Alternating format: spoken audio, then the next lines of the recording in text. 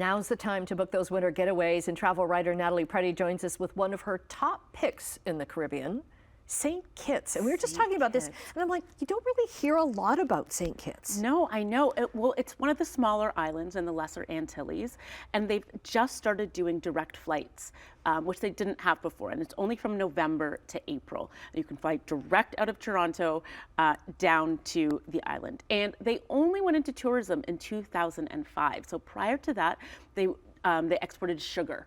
So that was their big production. So sugarcane was the big industry. Sugarcane was the big industry. There was some farming as well to some of the other islands as well, but sugar was the industry. They shut down the sugar factory in 2005 and put lots of programs to help everyone be better in the tourist industry.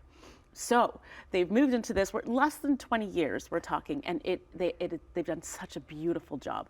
It's a small island. It's really luscious. It's so beautiful. It is so beautiful. Such a gorgeous place. Everyone is so kind. It's really safe, and the hotels they aren't packed with all-inclusives. We were saying earlier they just got a cruise port, so now you're starting to see some people come in for the cruises, but there is a growing rum industry. So you think of the Caribbean and you think of rum, of course, but they didn't actually make their own rum on the island for many years. We're talking 400 years. And only recently, and this is one of the coolest stories on the island, father and son bought some property in St. Kitts, and they were excavating it in 2012, and they found an old rum distillery, a 400-year-old rum distillery by an old sugar mill. So they are going to start making rum on the island again. The old-fashioned way. The old-fashioned way, How which cool is so that? cool. And that's called Old Road Rum. So there are so many cool stories of history there. We stayed at the Park Hyatt, which actually does have some architecture which talks about the old sugar mills. So they'll have like old chimneys that are made out of stone and these old stone walls.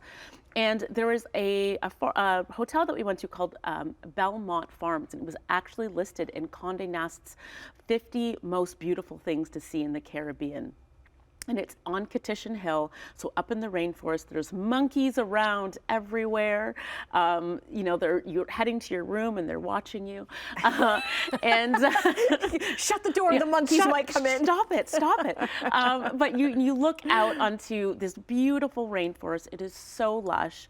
And even if you're just there for a day on the cruise, you can take some time to explore the rainforest. No snakes, no iguanas, if you're afraid of that thing. But it's really a high-end product. It is just a beautiful destination. And the lobster, phenomenal. So I know a lot of places say they've got good lobster, but it's always touch and go. Nailed it every single time. So St. Kitts isn't necessarily like a place you're going to go if you're looking for a bargain beach vacation. No, that's not what this destination is. And there are so many places for that. Many fantastic all-inclusives. This is a little bit more of a, I would say go to the Park Hyatt, but maybe don't do the all-inclusive because you can go off-site to some fantastic restaurants. There's a lot of farm-to-table restaurant opportunities as well. Belmont Farms, for instance, they do a dinner where you can just go. And we met a few Canadians who were there just for the farm-to-table dinner because they work with local farmers, get their produce, whatever's in season, and create some delicious meals.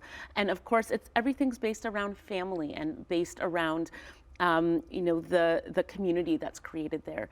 So you really get to know people. And, I left, and one man who drove us around the island said, your kids now have an uncle in St. Kitts. That's so cool. It was such a fantastic island.